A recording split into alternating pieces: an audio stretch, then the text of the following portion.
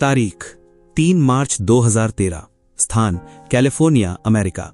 एक छोटा सा कमरा, टेबल पर लैपटॉप खुला है। स्क्रीन पर एक ही चीज बार बार दिखाई दे रही है, फेलियर। इलॉन मस्क अपनी कंपनी स्पेसएक्स के तीसरे फेल्ड रॉकेट लॉन्च का डेटा देख रहा है। पैसा खत्म होने वाला है, इन्वेस्टर्स पीछे हट चुके हैं और पूरी दुनिया कह रही है अब ये नहीं हो पाएगा। और तभी वो एक डिसीजन लेता है, अब सिर्फ एक ही काम, या तो ये रॉकेट उड़ेगा या सब खत्म। यहीं से कहानी शुरू होती है, क्योंकि स्ट्रॉन्ग माइंडसेट और सिंगल फोकस का असली मतलब यहीं समझ आता है। जब सारे रास्ते बंद हो जाएं, तब भी दिमाग भटकना नहीं चाहिए। सालों की रिसर्च में एक चीज बार बार सामने आई, ह्यूमन ब्रेन मल्टीटास्किंग के लिए बना ही नहीं है। जब इंसान एक साथ कई चीजों पर ध्यान देता है तो उसका फोकस टूट जाता है और परफॉर्मेंस 40% तक गिर जाती है। लेकिन असली खेल अब शुरू होता है, क्योंकि दुनिया आपको यही सिखाती है, एक साथ सब संभालो। रिजल्ट क्या मिलता है? दिमाग हमेशा ओवरलोडेड रहता है और कोई भी काम पूरे फोकस से नहीं हो पाता। यहीं से एक प्रिंसिपल निकलता है, जो लोग लाइफ में आगे बढ़ते हैं वो सब कुछ नहीं करते, वो सिर्फ सही चीज पर पूरा फोकस करते हैं। 2016, स्थान यूनिवर्सिटी ऑफ कैलिफोर्निया। एक कॉन्सेप्ट सामने आता है, डीप वर्क।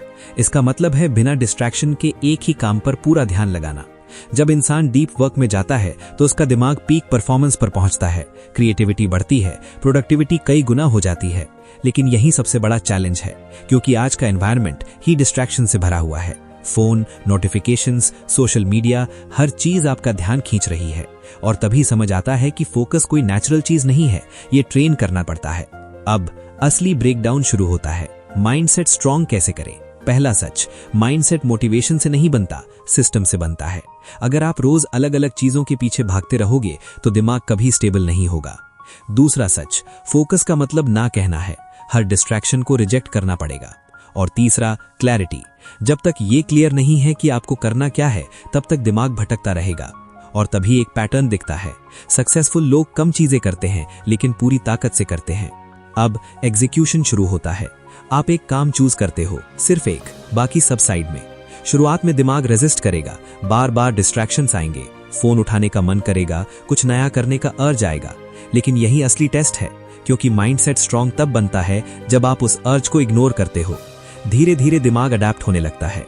10 मिनट का फोकस 30 मिनट बनता है, फिर 1 घंटा, और तभी आप रियलाइज करते हो कि फोकस कोई टैलेंट नहीं, ये प्रैक्टिस है। फिर कुछ हफ्ते बाद बदलाव दिखने लगता है।